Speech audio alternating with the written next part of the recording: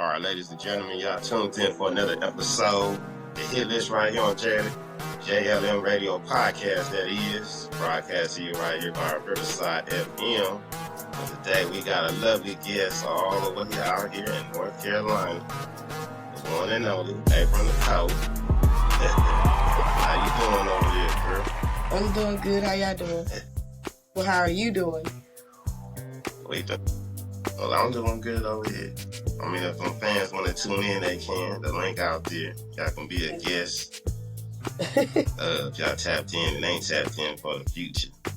Which we had a little bit of technical difficulties, so yes, we did. A little late, but we bringing it to y'all. But anyway, right here, we're going to get into this hit list where we like to bring up, up and coming artists, mainstream artists, and talk about their musical journeys and stuff like that. So we're going to get into question number one from Miss April Nichole over here. General background and inspiration. Number one, can you tell us about your journey into music and what inspires you to start creating? Okay.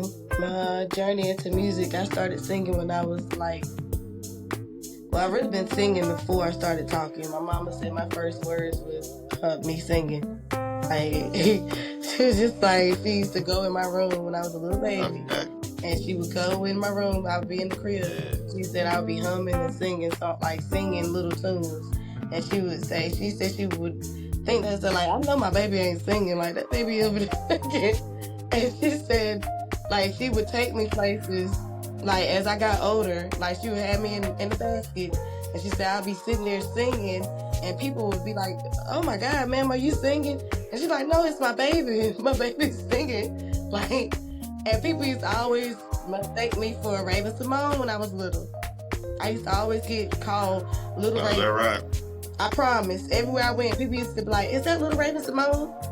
And my mama would be like, no, this is my daughter, April. She's like, she resembles her, but she's not. Because, I looked exactly like Raven growing up as Raven Simone.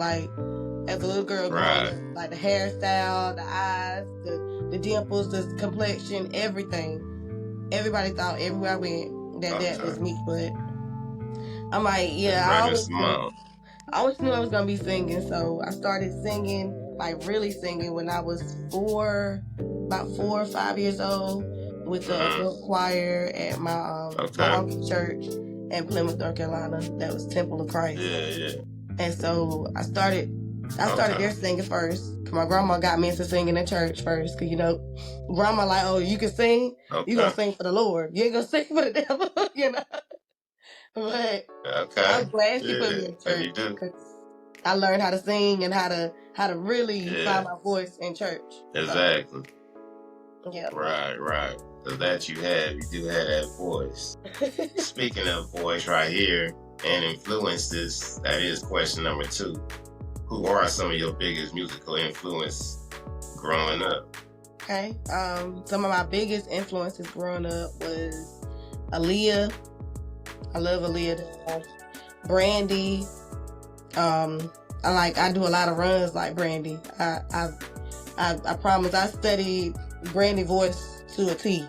So it's not a run that she can do that I haven't tried or that I haven't done.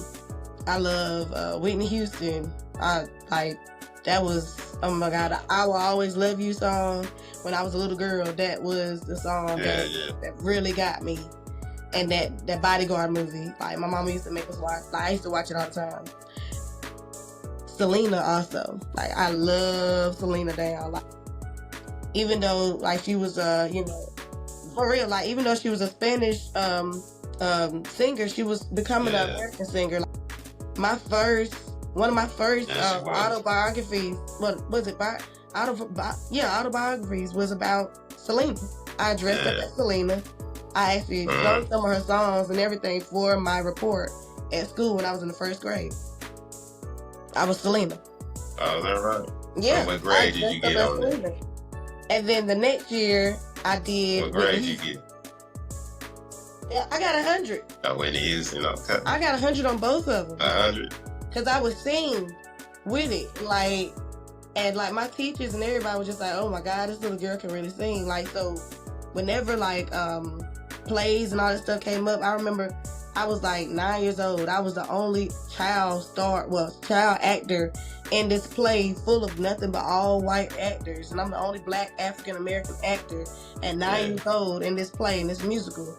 And I was in it because I could sing and because I was a pretty little girl and I could act. I was, very bright little star. So people seen that at a very young age. Like I was in the newspapers and everything here. Like I was the only kid, I told you, child actor that was in this play with these adults at ECU. And they was coming around like actually doing shows and stuff. Like we had the Pirates Fest and stuff. I used to be a part of that when I was a little girl. Like my mama had me in so much stuff and doing so many things. That's what I love about my mom. My mama always pushed me to do whatever I wanted to do, especially as music. Like people used to tell my mama all the time, like that little girl can sing, like you need to do something with her. Right. Yeah, exactly. She had me doing everything. I remember my first show was opening up at 12 with P.D. Pablo here in Greenville, at American Legion. I was the only kid, only child. All right. Okay, yeah, you've been doing your thing from a young age. I have. Like I tell people this, I've been doing this for a long time. So it's just you kind of already spoke. Time, Yeah.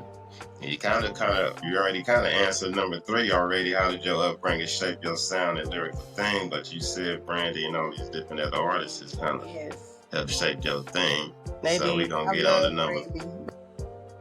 Brandy and Whitney Houston and Aaliyah, Monica, Mary J. Blige. I love Mary J. Blige. I do a lot of my songs 90s style. Like my songs come from the 90s. You got that 90s style. I grew up in the 90s. That's what made me tap in with you. Right.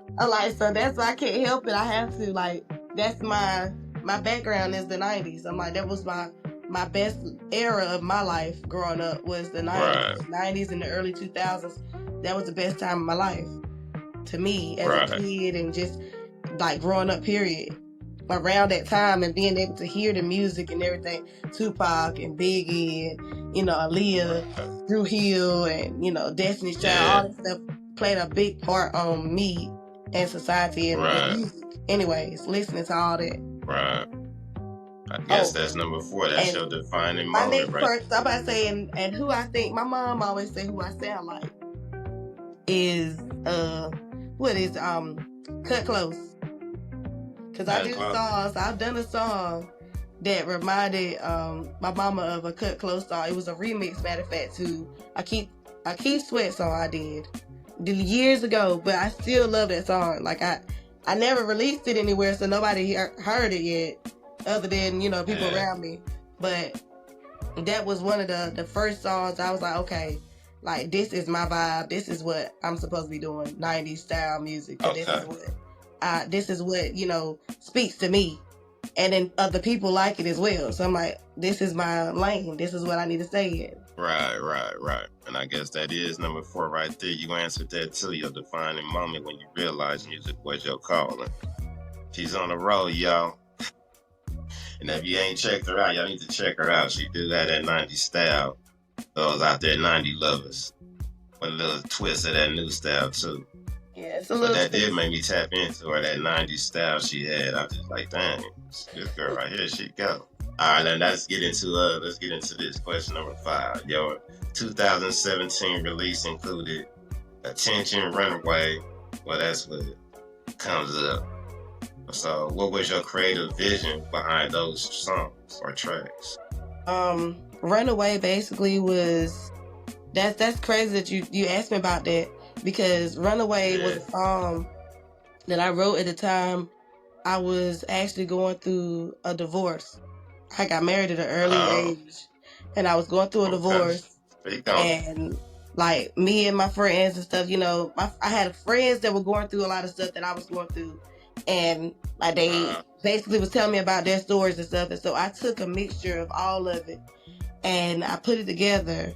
And I basically made this song basically talking about me running away, becoming the person that I wanted to be, finding love again in myself, not in someone else. Yeah.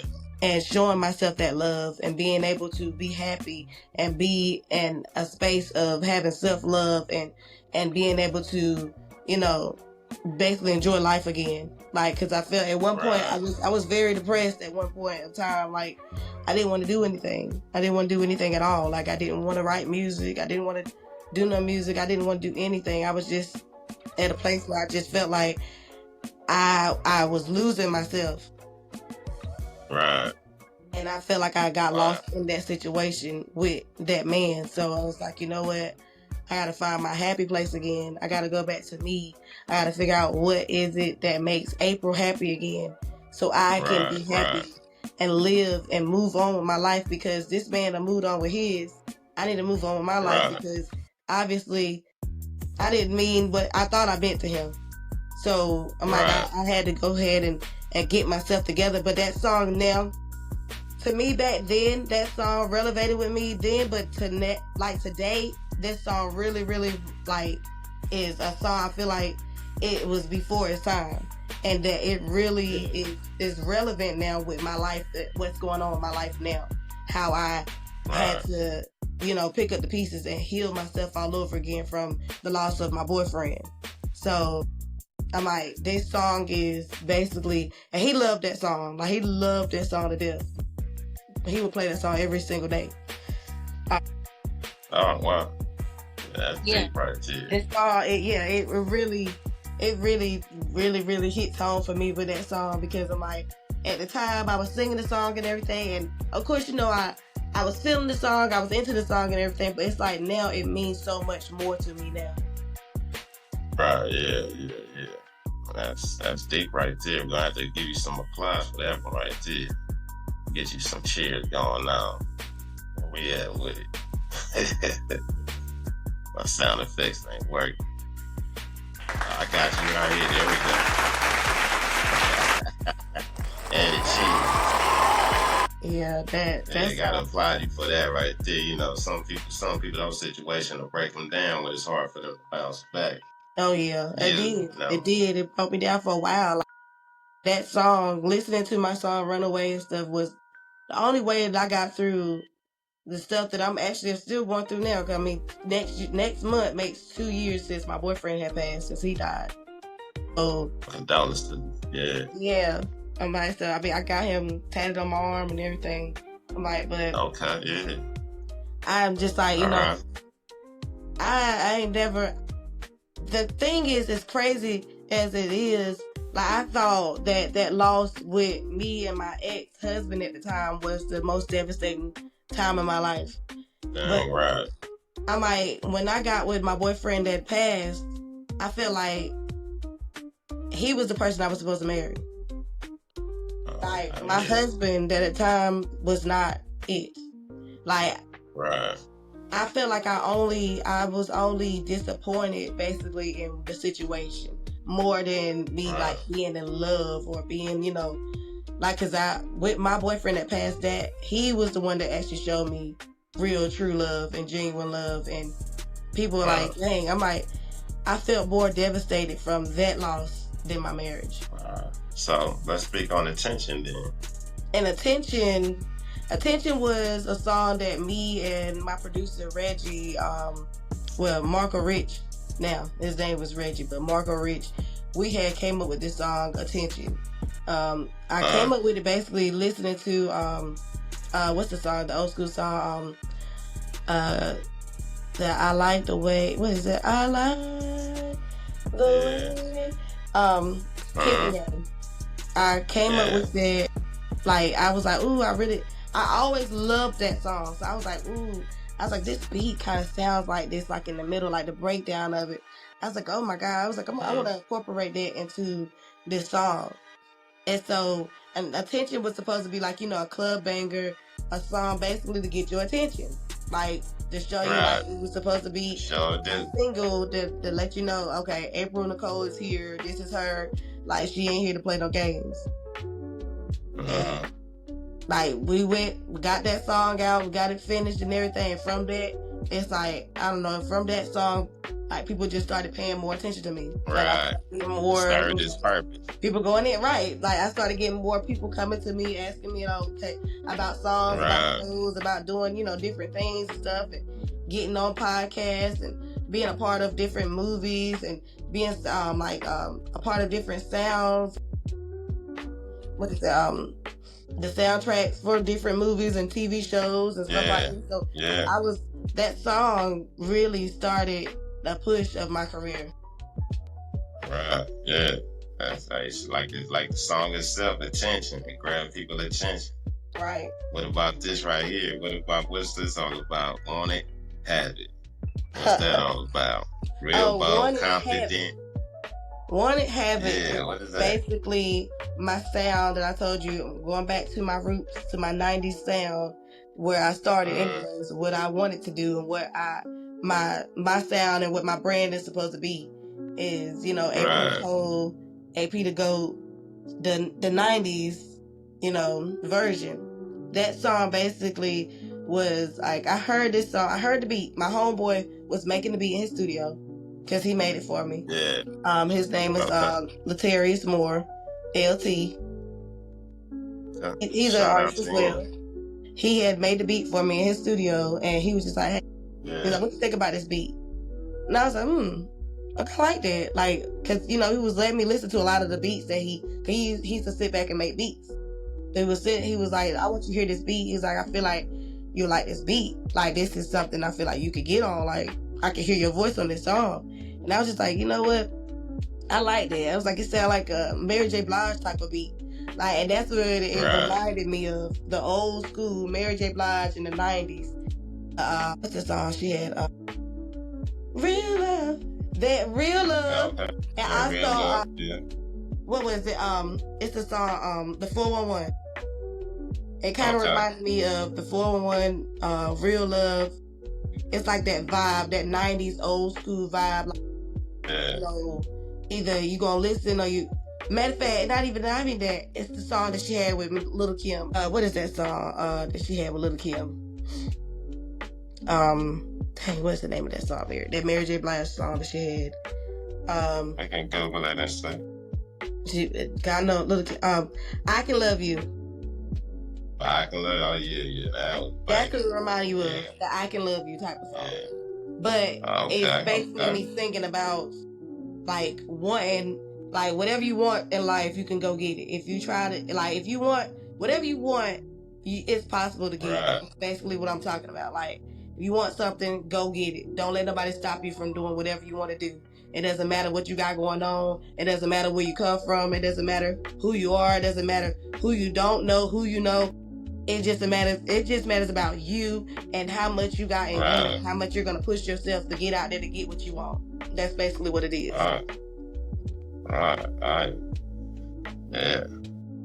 Answered a lot of things right here. I mean, I might as well just throw the whole list away and just have a conversation.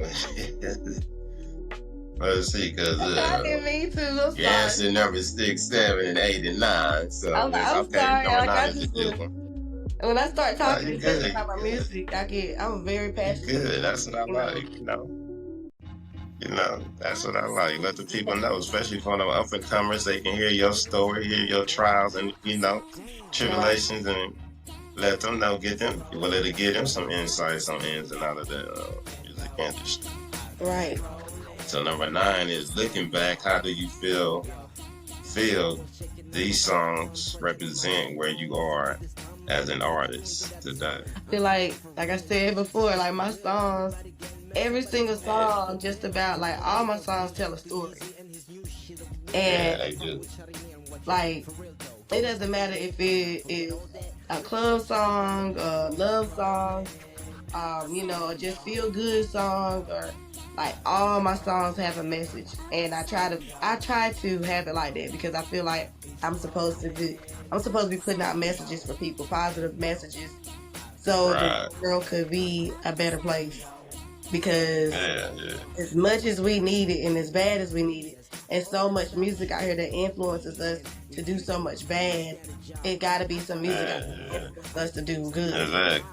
I'm like, I have a song that's called No Thotty. I'm like, people always talking about thoughts. I have a whole song called No Thotty. It's out on YouTube. And it's basically singing about, like, it's a club song. But it's basically saying, like, we want to go dance, we want to go have a good time and all this stuff, but we're not gonna be doing all the stuff that all these other girls are doing. Like, we're not gonna have our, our butts and all this stuff hanging out and everything. Looking classless, basically. Like, we know how to have a good time, but you gonna respect me while I'm having a good time. Exactly. I remember guys, like, a lot of guys that got mad at me because of the time the guy Kelly, what's his name? Kelly Bangs, Kelly Boy from Media Majors, because that's his studio. Okay. Here in Greenville. Everybody was mad at the time that he had gave me that beat. He had made that beat for me. I bought the beat and everything. He literally made the beat for me. And I listened to it. I wrote to it. And I went ahead and laid my track down. And that's what it was. Like, I already had stuff written already, but I added more to it as I heard the beat. Right. And so when people heard that song, it was just like, oh my God, like, dang, it's hard. And that's you. Because this was the first time people was hearing me actually rap on a song. Oh, okay. Yeah, I gotta hear that. I want to hear you rap. Yeah. Okay. You gotta hear that one. But I was out there, check her out, pull her up, April Nichole. She on there, she got YouTube. a good artist web. YouTube, April Nichole, No Thotty. I got like 8 or 9 videos on YouTube. I got so many songs on YouTube, like new songs. Okay. It's a song. I actually got a song on YouTube where my boyfriend is in the video. On the track called "My Ass." It's a diss track,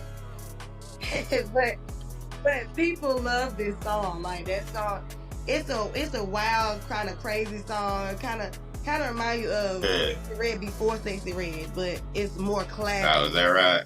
It's a more classy, not nasty type of thing. Cause she's just nasty. I'm sorry.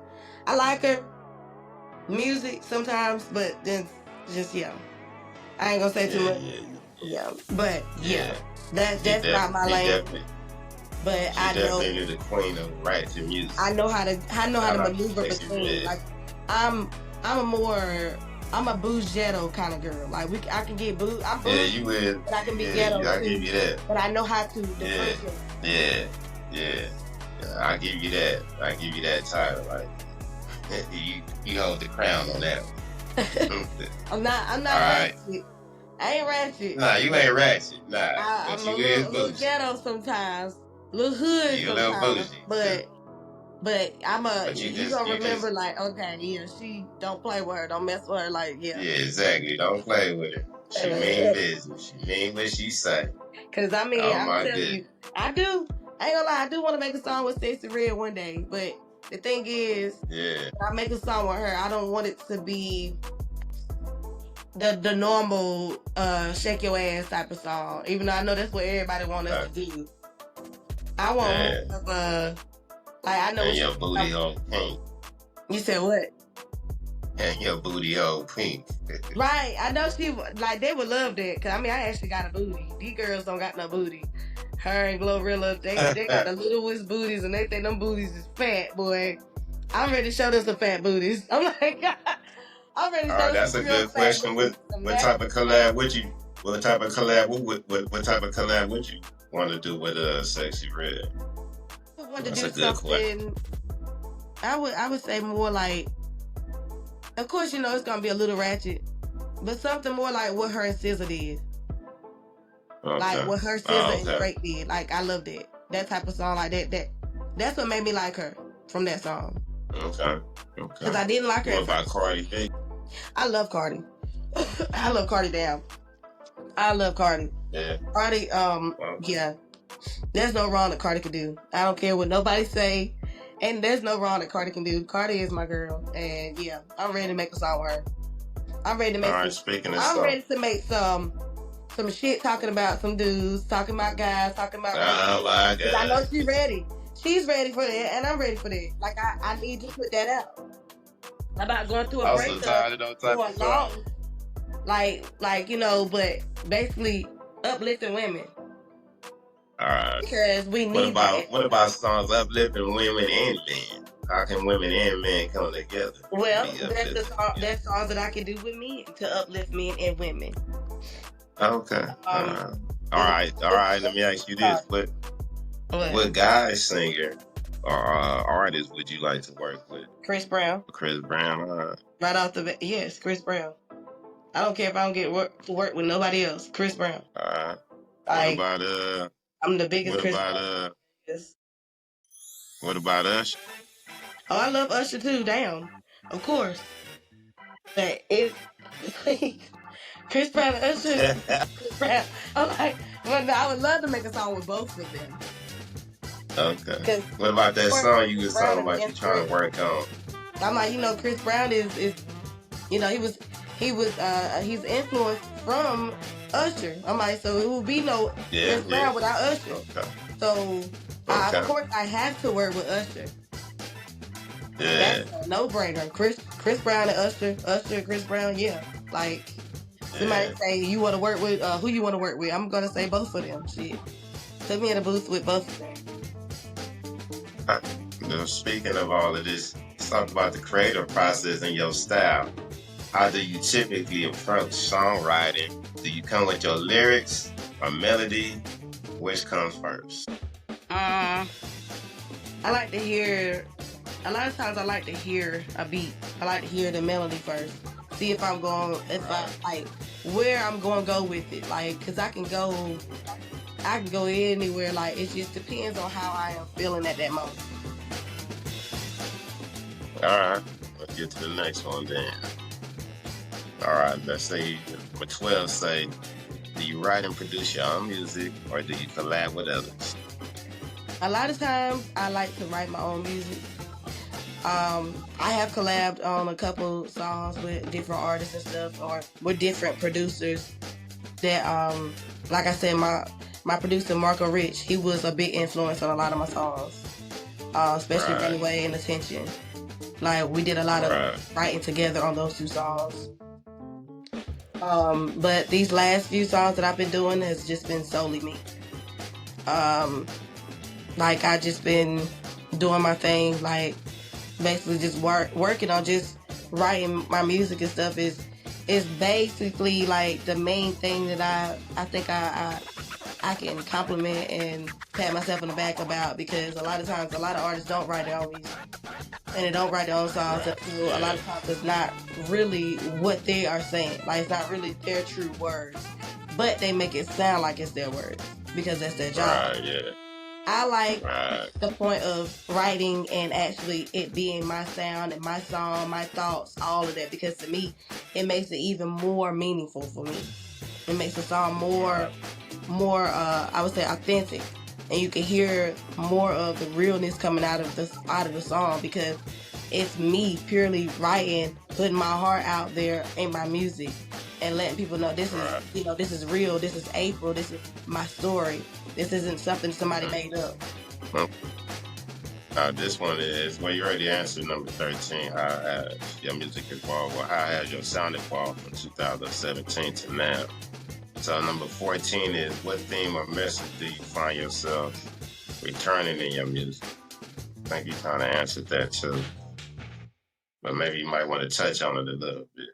What theme or message do you find yourself? What theme or message do you find yourself returning to your music? Basically, I feel like my music is supposed to, like I said, inspire and help other people, show people that it's okay, like the certain stuff that they're going through, that you're not alone, that you're human, and we go through different things. It doesn't matter if you're black, white, rich, poor, whatever. Everybody, at the end of the day, we all are human beings. We're all going through a life experience. We're all experiencing different things. Everybody has hurt. Everybody has pain. Everybody has ups. Everybody has downs.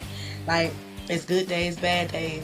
That basically, like, you should never think that you are alone going through anything in life.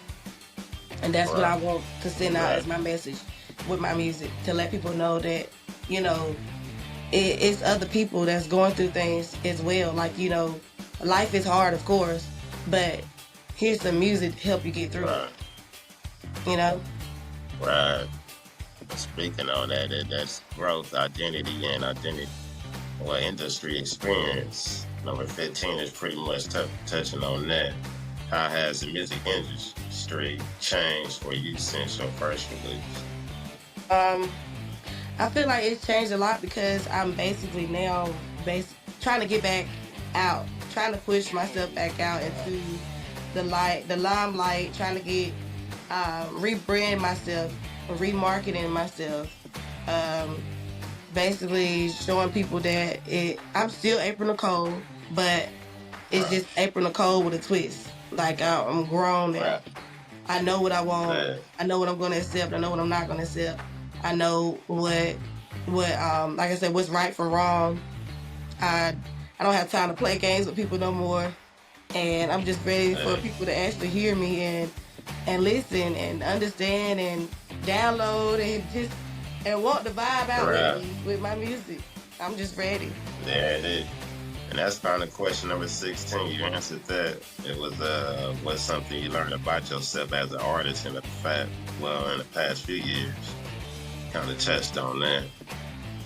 All right, let's see. Number 17. How do you stay grounded and motivated in a fast-paced, image-driven industry? Oh yeah, we talked about that. You said, how do I stay driven?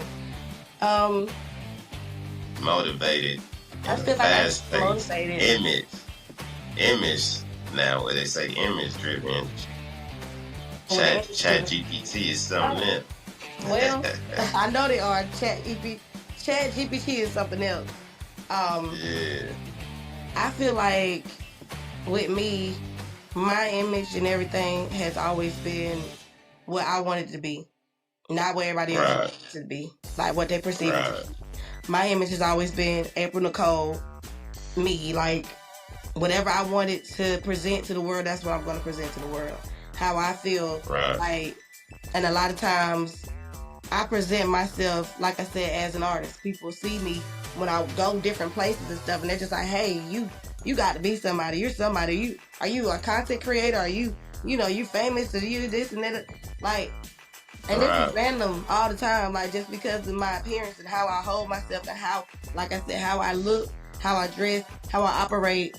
That's just me. I've always been like that. I've always been, I was groomed at an early age.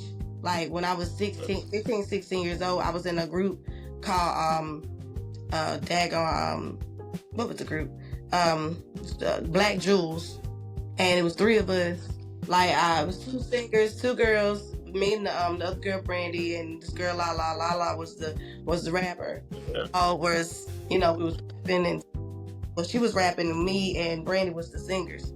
And so we were getting like a little buzz and everything around Greenville. We had got we were about to be signed to Sammy, Sammy was like, he was really popping and stuff then. His manager was trying to sign up and everything. Dad came down here to one of our shows at the convention center. It was a lot, like, and like at that time I was going through grooming of how you're supposed to act as basically like a celebrity or as a celebrity. Like there were certain things we couldn't have boyfriends. It was like a lot. It was a lot going on, and so artist development. Right, I went through artist development twice already. I went through that when I was 16. And then I went through it again when I turned, 21 or 22. So I done been through artist development twice. So I know how to, how to uphold myself, how to maneuver and everything, what to say, what to not say, what to do, what to not do. It's just, but at the end of the day, it's just I'm the type of person that can't nobody tell me what to do. So I'm gonna do what I want to do at the end of the day. You're right about that. It's either you gonna get with it or you're not gonna get with it. That's what it is. And I keep having people keep calling me. I done had 2 calls during this live. I done told these people that I'm on a podcast and they still call me, FaceTiming and everything. Then I got somebody talking about they outside of my house waiting for me. I'm like, it's so much going on right now. I'm like, we got 2 more questions for you. I know you're a superstar. You got a plane to catch. You got all kinds of things. This person to hold on real quick. Jesus. Well, those are fans right there. Speaking of fans, they say right here, can fans expect new music coming from you soon from your up and coming project? Okay, number 20 is, where do you see yourself in 5 years, musically and personal? I see myself in 5 years collaborating with, like I said, all those artists that I just named.